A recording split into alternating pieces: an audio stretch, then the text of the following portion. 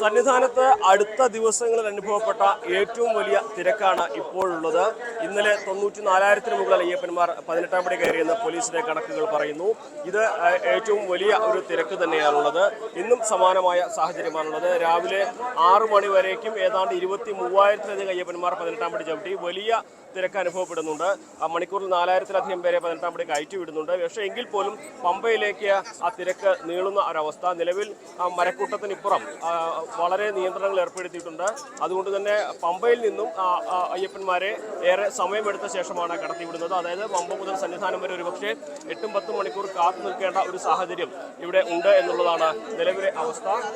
90,000-ലധികം പേർ ഇപ്പോൾ തന്നെ വിർച്വൽ ക്യൂ വഴി ബുക്കിംഗ് നടത്തിയിട്ടുണ്ട്. ഇത് ഈ വിർച്വൽ ക്യൂ ബുക്ക് ചെയ്യാത്ത അയ്യപ്പന്മാർ സന്നിധാനത്തേക്ക് എത്താൻ തുടങ്ങും. സ്വാഭാവികമായിട്ടും അപ്പോൾ തിരക്ക് 1,000-ലധികം അയ്യപ്പന്മാർ എത്തുന്ന സാഹചര്യം ഉണ്ടാകും.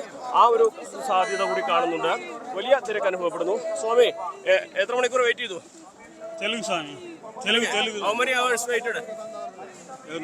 ഇന്നലെ വൈകുന്നേരം 5 മണിക്ക് എത്തിയത് ഞങ്ങള്. ഭയങ്കര ബുദ്ധിമുട്ടും ഭയങ്കര കഷ്ടമായിരുന്നു. എവിടെ വെയിറ്റ് ചെയ്യേണ്ടി വന്ന?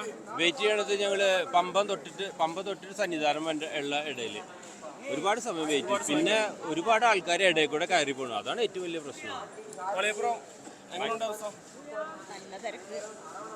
ഇതേപോലെ തന്നെ 5 മണിക്ക് കയറിയതാണ്. ನಾವು ಕರ್ನಾಟಕದಿಂದ ಬಂದಿದ್ದೇವೆ.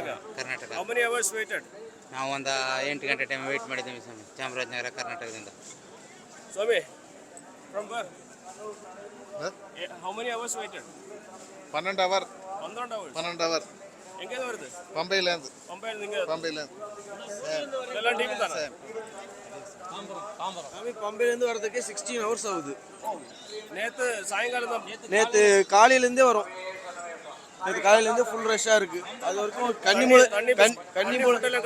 தண்ணி ஃபுட்டெல்லாம் ஓரளவு தான். ஃபுட்டு எதுவுமே கிடைக்கல, தண்ணி மட்டும் தான் சாமி கிடைச்சது. போலீஸ் கொஞ்சம் கம்மியாக இருக்கு. அதுதான் சேஃப் தான். இத்தனை வருஷம் மாதிரி இது അയ്യപ്പന്മാർക്കെല്ലാം പങ്കുവെക്കാനുള്ളത് പമ്പ മുതൽ സന്നിധാനം വരെ കാത്തുനിന്നതിൻ്റെ ബുദ്ധിമുട്ടുകളാണ്.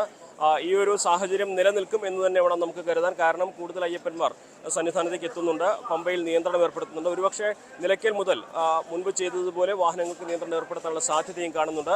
അതുകൊണ്ട് തന്നെ വലിയ തിരക്കിലേക്കാണ് സന്നിധാനം എത്തുന്നത്. ഇനിയുള്ള ദിവസങ്ങളിൽ മണ്ഡലപൂജയൊക്കെ അടുക്കുന്നതോടെ തിരക്ക് വർദ്ധിക്കാനുള്ള സാധ്യതയുണ്ട്. കൂടുതൽ പോലീസിനെ ഈ ഒരു സാധ്യതയിൽ സന്നിധാനത്ത് കൊണ്ടുവരും എന്നാണ് പോലീസ് ഉദ്യോഗസ്ഥരും അറിയിച്ചിട്ടുള്ളത്. സ്വാഭാവികമായിട്ടും ഈ ഒരു തിരക്ക് മുന്നിൽ കണ്ടുകൊണ്ട് തന്നെ വേണം അയ്യപ്പന്മാർ സന്നിധാനത്തേക്ക് ഇപ്പോൾ വരുവാൻ. സന്നിധാനത്ത് നിന്നും CV അനുമോദ്, ന്യൂസ് 18.